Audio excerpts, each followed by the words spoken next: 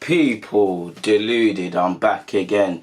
We'll speak about Wilfred Zaha and the media in a bit, but I'm sure you all saw Bernardo Silva's tweet. Now, we all know racism is a big thing in football, and it's been a big thing in society, and it's sadly reared its ugly head more occasions than not. Probably within the last 18 months they're being severely highlighted, and it is somewhat depressing seeing, hearing, and just whatever with these sort of things, people, as you guys know already.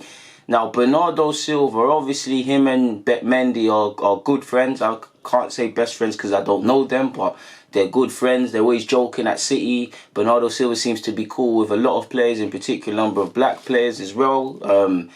Bernardo Silva and him were at Monaco. We all know how when they were both moving, there was a WhatsApp group and they talked about going to City. Now, I'm sure you've all seen on Twitter, it's been condemned by the FA, which have I got the FA's...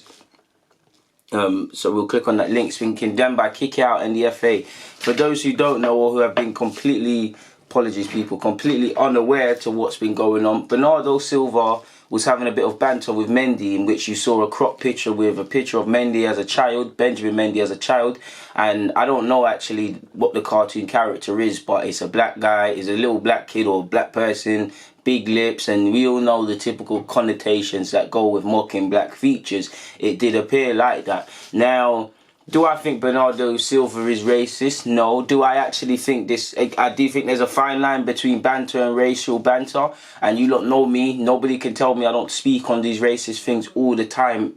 Just go through my videos. CV speaks for itself. We've done Peter Beardsley, Mark Simpson, just about any racial incident, more or less. I'm not going to say every, but you lot know me significantly. So I don't cap for nothing. I don't pull my punches for anything. I don't think Bernardo Silva is racist, but that's the same argument a lot of these people use when they make jokes. I do think it's a I want to correct my words carefully. I do think it's a light-hearted joke between Mendy and Bernardo Silva, so I do think we need to be careful of the witch hunt with Bernardo Silva. Now, Bernardo Silva should face the music. Now, on one hand, whether it's right or wrong, whether you agree with their banter or not, people, these sort of things, Bernardo, nobody said to you, none of the media team said this is a bad idea, you potentially shouldn't put it out there, or the again, because I don't know if he manages his Twitter account, or I think someone probably does manage his Twitter account, but he has access to it. Nobody thought, no, this would be a bad thing and nobody's going to laugh at it. Or he never thought to himself, yo, listen, this might be taken another way. There's grey areas. You might see it as banter, and Mendy might see it as banter, and clearly he has. But to the public, it's already out there. They're going to make their conclusions and the witch hunt is going to start. So you've got to be smart. Like I have... Again, I have slight banter with a lot of friends. I have a diverse set of friends. We have a lot of we throw a lot of what we call banter, people, and I won't repeat any of these things. Somewhat like, do you get it? They might throw typical stereotype banter at me. I might throw it back, but it's in a light-hearted way. We're taking the pee out of each other, and we all know we don't really truly think like that. But I won't take that and go and bring it out here on my YouTube channel or go and say it to the guy on the street because I don't know them. Now, Bernardo Silva never said that, but he's giving people something to think about. My thing is, with these sort of banter things, you keep it privately, because you now look what's happened. It's a circus. And he didn't cover himself with any blade of glory, because he did appear a bit ignorant when, again, I think it's a joke, and I'm not saying I'm siding with him, but he did. When this sort of thing happens, the most you can do is kind of be... show a bit of empathy and things, and he kind of said, oh, what was his last tweet? You can't joke around with friends anymore, or something like that. And he's adding fuel to the fire, people. But the Football Association have written to Manchester City to ask the club for a response to the tweet by Bernardo Silva. City have denied to comment. A statement read out, not by City, has said, we are extremely disappointed to see the tweet posted by Bernardo Silva. What else has it said?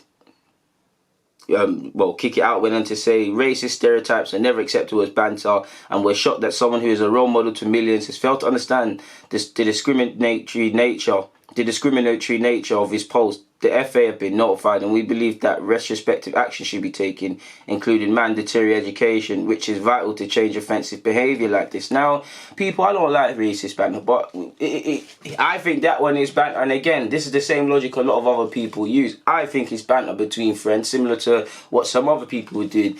This is what happens when you let these things come out, people. You give people a chance. You can't give people a chance, really and truly, people. So Bernardo Silva has to face the music, people. And I'm not gonna lie, people, you look know, yeah, whether it's right or wrong, we know with social media and YouTube and the specific traditional media, the newspapers and stuff, I think these sort of people have a duty, people, because they add fuel to the fire. We all know football does have a witch hunt mentality, especially with social media. There's my side, your side, and the truth. We know sometimes players are poor. Do you get it, people? Some players are doing bad things, but I do think the sheep mentality and as quick as people can jump onto things, it is bad. And I think all of these people, specifically the traditional media, they have a duty of care because they're not really pulled up on it.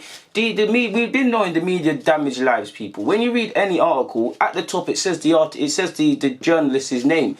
I'm sure that journalist has a family. They need to pay their bills, whatever. But we really need to look at these individuals because they're putting out nasty stuff out there and it's damaging people. You've seen it, but there's better examples outside of life with phone hacking and things like that some people have done. But this really came off Zaha. Now, Zaha's spoken on Sky Sports and some other things, and his words have been taken out of context, in which they just latched onto the fact of he can't do it all on the field or something. He needs his teammates. Now, they've taken what he said out of context by his own words. They've kind of remixed it. And it adds fuel to the fire and it allows people to get onto him. We know Zaha wants to leave Palace. We know Zaha is perceived as an attitude problem. We know the running story that's been Zaha. So when you're coming and making inaccurate reports and people are jumping onto that and mocking Zaha and getting at him when it's something that he didn't portray, it's not fair, people. It's not fair.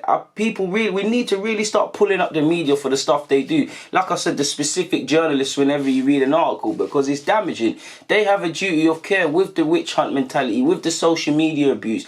Because a lot of these media companies, they cause it. Think about it, people. If I go out there and say Xhaka, if Xhaka has a poor game, again, I'm not defending Xhaka. I'm defending him as a man and as a human being, but not poor performances. If Xhaka goes and has a poor performance, and then these media people, let's just say Xhaka's been in poor form, but he has a good game. These lot are still saying he's played poor. That's the witch hunt mentality I'm talking about when people get onto things. Or when you're seeing articles like Maitland-Niles' mum, people are latching onto that and thinking they actually know the relationship between a man's mother and his son. When you're in the footballing world, it's tough, but I do think the media need to be pulled up on it, because it's all fun and games saying we need to regulate social media, we need to do these things, and that's true. But the media need to be pulled up, or the individuals that hide behind these big corporations and the big Sky Sports articles or whatever, they need to be pulled up, because they are damaging lives. They're damaging lives with inaccurate reports. And what is news? Isn't news supposed to be accurate, or delivery of these sort of things or content supposed to be accurate?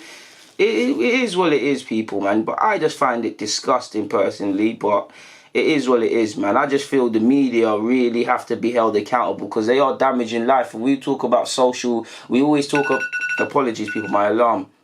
We always talk about the mental health effects that social media or social media abuse is happening to people. We've got to look at the causes of it. We'll never be able to regulate or control it fully, but articles are a big way of what for you's opinion and what makes people read these things and going at XYZ. So at least make it accurate. I know these lot have to get clicks. I know they have to use buzzwords, and I know they've got families to feed. But at the end of the day, they're damaging lives. There's no way around it other than that, people. On that note, I'm gonna get out of here. So people, Deluded, it's been a pleasure. I have nothing more to say on that front, so I'm gonna get out of here. Like I said, DG.